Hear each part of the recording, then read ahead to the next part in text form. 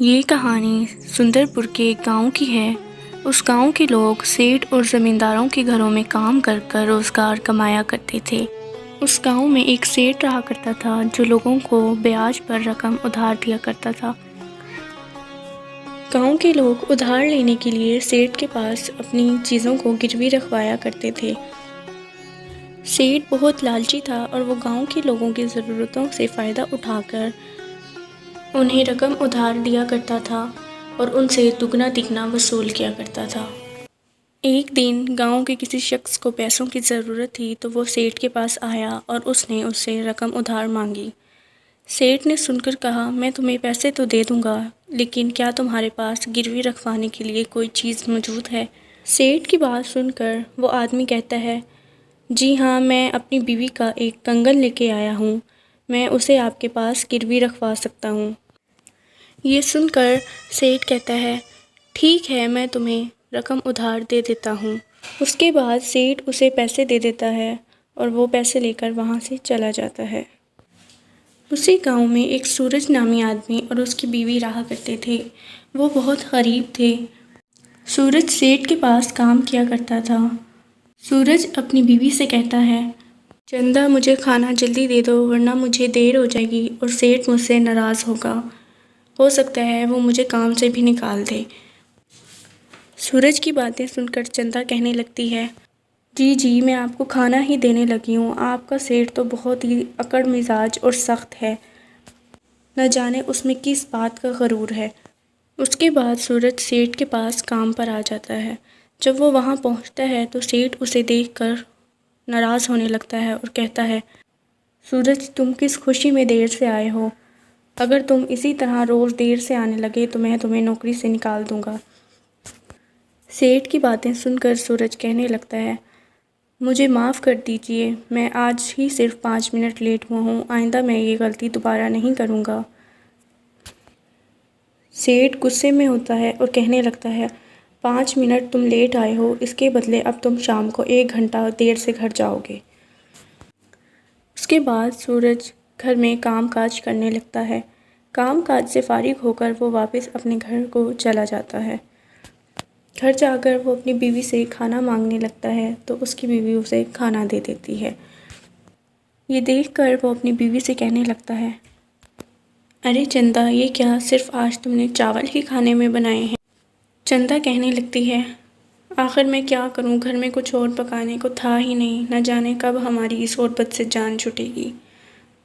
सूरज उसे तसल्ली देने लगता है कि तुम परेशान मत हो, जल्द ही हमारे हालात भी बेहतर हो जाएंगे। दूसरी तरफ सेठ अपने आदमी से कहने लगता है, गांव के लोगों को क्या हो गया है, आजकल वो मुझसे रकम उधार लेने नहीं आ रहे हैं। पता लगाओ कि गांव के लोगों को आखिर हुआ क्या है। इनके पास कौन सी ऐसी जादू की छड़ी आ गई है जो अब इन्हें पैसों की ज़रूरत नहीं पड़ रही। सेठ का आदमी उसे बताता है कि मैंने सुना है इस गांव में एक नया सेठ आया है जो गांव के लोगों को बिना ब्याज के पैसे उधार दे रहा है और उनसे कोई भी चीज़ गिरवी रखने को नहीं मांग रहा। गांव के लोग आजकल उसी से उधार ले रहे हैं। ये सुनकर वो उस नए सेठ रामाचंद के घर की तरफ चल पड़ता है। जब सेठ रामाचंद के घर पहुंचता है तो रामाचंद का घर देखकर उसे हैरत महसूस होती है। रामाचंद का घर सेठ के घर से बहुत ज़्यादा हसीन होता है। सेठ रामाचंद के पास जाता है और उसे कहता है, क्यों रे रामाचंद, मैंने सुना है कि तुम लोगों को बिना ब्याज के पैसे उधार दे रहे हो। रामाचंद सेठ को कहने लगता है, हाँ, मैं लोगों को बिना ब्याज के पैसे दे रहा हूँ। इन गरीबों से ब्याज लेकर मुझे क्या ही मुनाफा होगा। सेठ रामाचंद की बातें सुनकर गुस्से में आता है और उसे कहता है, रामाचंद, तुम बहुत बड़ी गलती कर रहे हो। इन गांव के लोगों को तुम अभी जानते नहीं हो। अगर तुमने इन्हें इसी तरह रकम उधार दी तो ये तुम्हारे सर पर आकर बैठ जाएंगे। रामाचंद सेठ से कहने लगता है, तुम बिल्कुल गलत सोचते हो, वो बेचारे गरीब लोग मेरा क्या बिगाड़ लेंगे। सेठ रामाचंद की बातों से गुस्सा होकर वापस अपने घर की तरफ चल पड़ता है।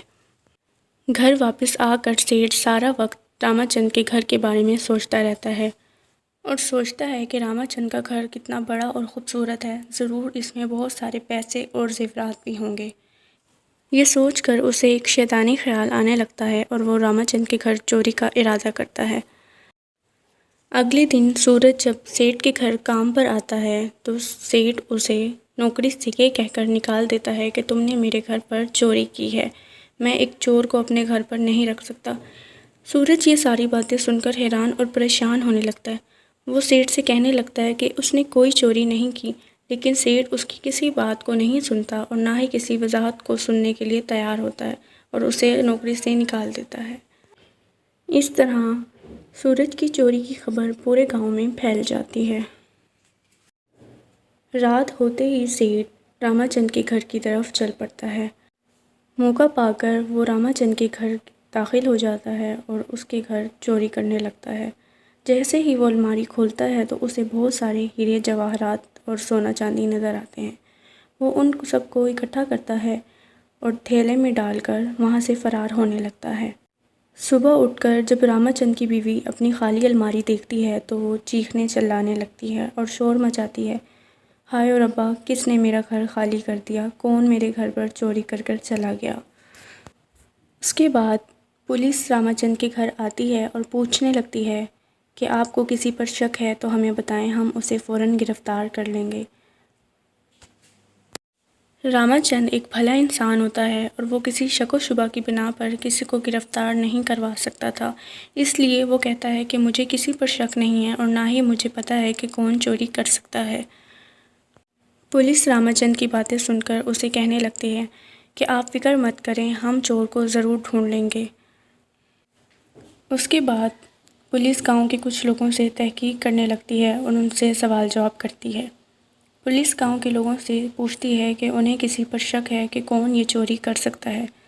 तो गांव के कुछ लोग कहते हैं, हाँ, कुछ दिन पहले हमारे गांव के एक सेठ के घर पर एक सूरज नामी आदमी काम किया करता था, उसने वहाँ भी चोरी की थी, ज़रूर ये चोरी भी उसी ने की होगी।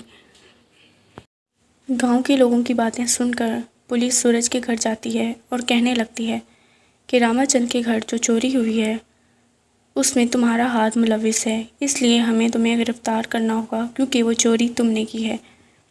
पुलिस की बातें सुनकर सूरज बहुत परेशान होता है और कहने लगता है कि उसने कोई चोरी नहीं की है। सूरज पुलिस से कहने लगता है, मैं एक शरीफ और सादा इंसान हूँ, मैं कोई चोरी वोरी नहीं करता हूँ, मुझ पर पहले भी इल्ज़ाम लगाया गया था, ना मैंने पहले चोरी की थी और ना मैंने अब चोरी की है।